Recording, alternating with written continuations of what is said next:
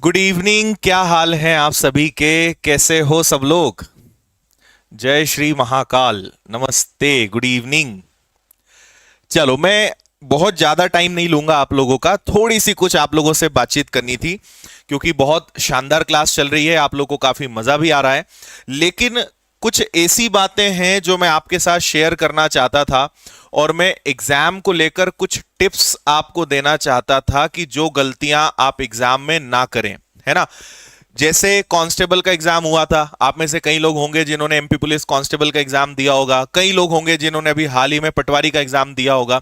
लेकिन फिर भी कुछ ऐसी गलतियां हैं जिसमें लगातार आप सुधार नहीं कर रहे हैं, और उस कारण फिर आपको बहुत सारी दिक्कत परेशानियों का सामना करना पड़ता है ना।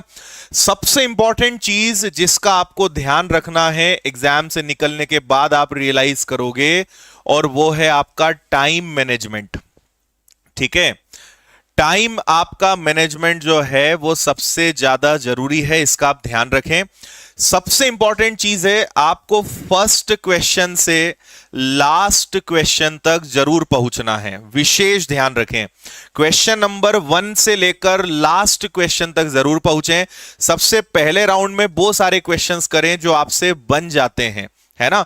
जिनमें आपको डाउटफुल है, जिनमें आपको लगता है कि इसमें समय लग जाएगा, तो ऐसे क्वेश्चंस जो कैलकुलेटिव हैं, ऐसे क्वेश्चंस जिनमें आपको डाउट है, ऐसे क्वेश्चंस को आप लास्ट में करें। बहुत सारे बच्चों ने पटवारी परीक्षा में भी गलती करी थी कि वो एक ही क्वेश्चन में उलझ गए। उन्होंने क्वेश्चन को एक को टाइम दे दिया और आगे चल के ऐसे बहुत सारे प्रश्न छोड़ दिए जिनमें वो बहुत अच्छा कर सकते थे। तो मेरा आप सबसे बहुत विनम्र निवेदन है, अगर पेपर अच्छा देना है, क्वेश्चन नंबर 1 से लास्ट क्वेश्चन तक जाएं।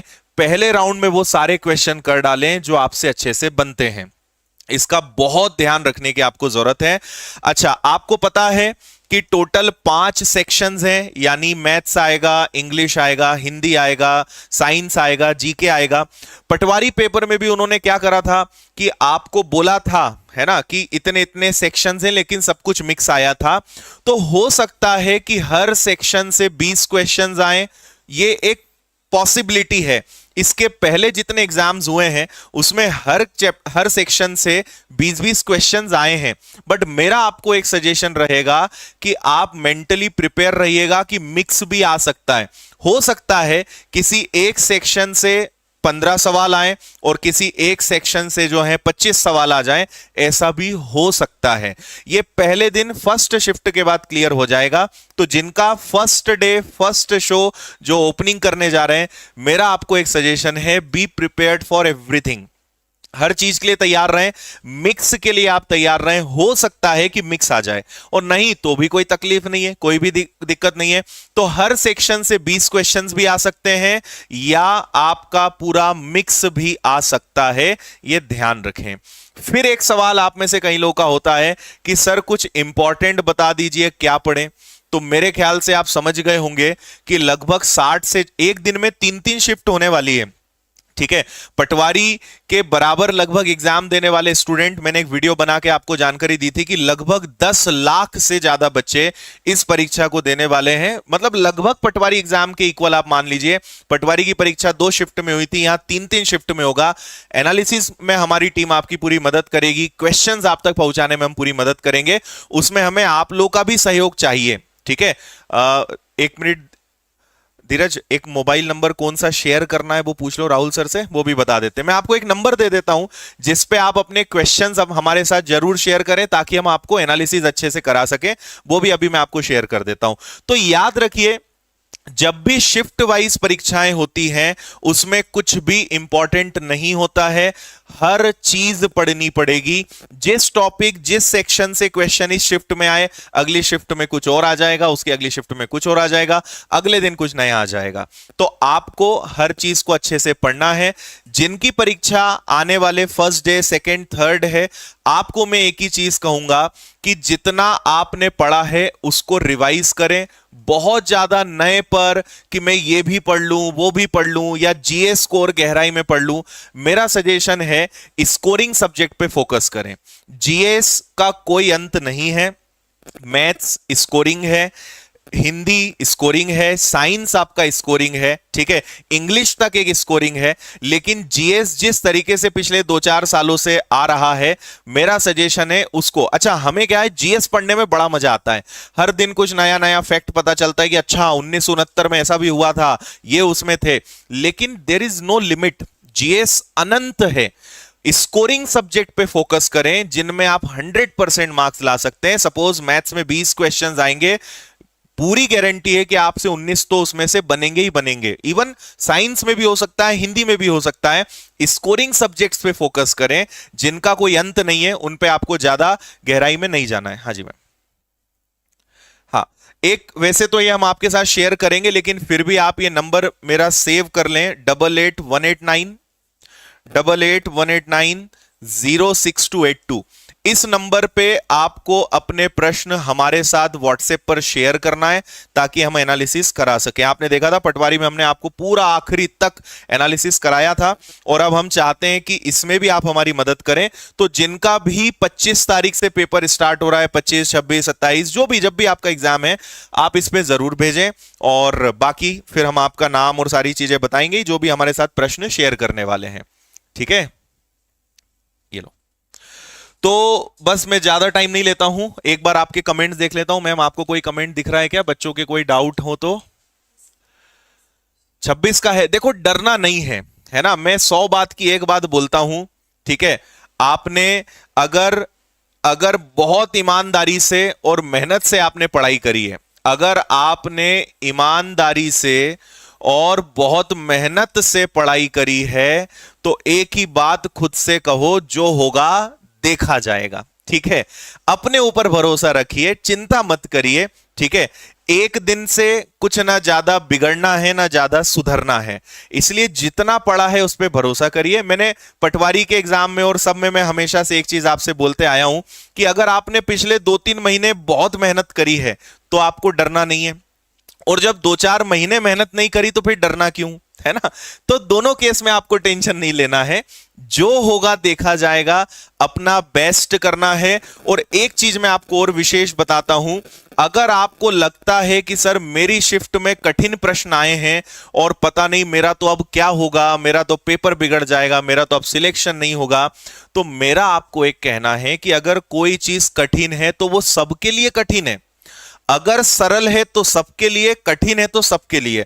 आप एग्जाम में टेंशन ले लेते हो, सर बहुत कठिन आ गया, ये आ गया, मत टेंशन लो यार, वो सबके लिए कठिन है ना। उस शिफ्ट का कट ऑफ कम जाएगा, उस शिफ्ट के प्रश्न बाकी लोगों से भी नहीं बनेंगे, तो चिंता नहीं करनी है।